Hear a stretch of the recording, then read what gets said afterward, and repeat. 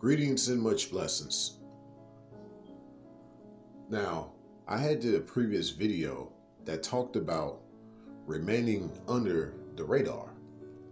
This one will talk about remaining under the sonar. Of course, radar is pretty much sight-based as far as detection of things is based on sight.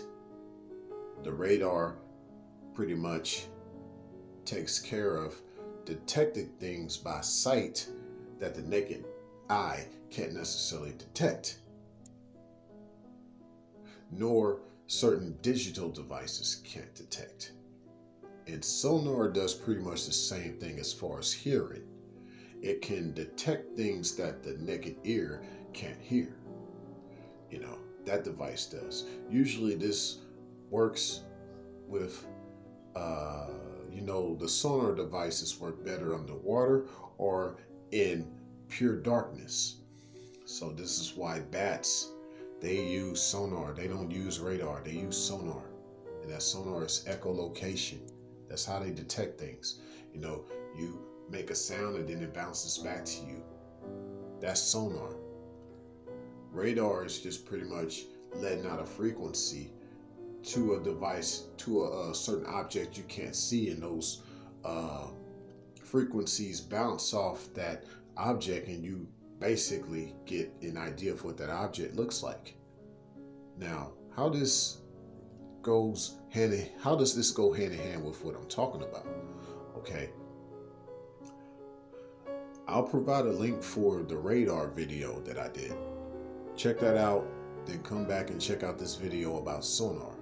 See, radar is just about the way you move, you know what I'm saying? You don't want people to detect the way you move. You move a certain way. You want to keep that mysterious. You want to be camouflaged amongst people, even in the realm of conversation.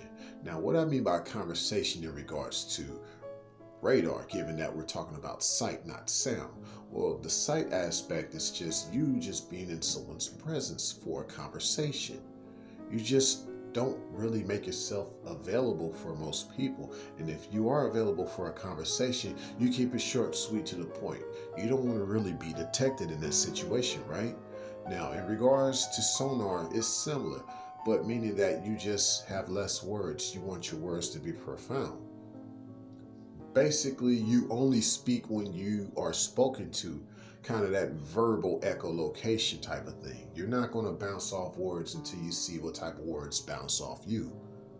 And if you don't like those words that are bounced off you, you don't have to bounce back with words. You can just not reply. That'd be the best way to go. But at least if you do reply, let your words suppress the negative words that are coming your way. You distort the sound waves, per se. And that's how you remain under the sonar. Less is more in regards to what you speak. And this goes so far as even your footsteps. Now, when I say tread lightly in regards to radar, the sight aspect of detection, that's just making sure that people don't really see how you move. Now, obviously with sonar, you don't want people to really hear how you move. You just want to be quiet.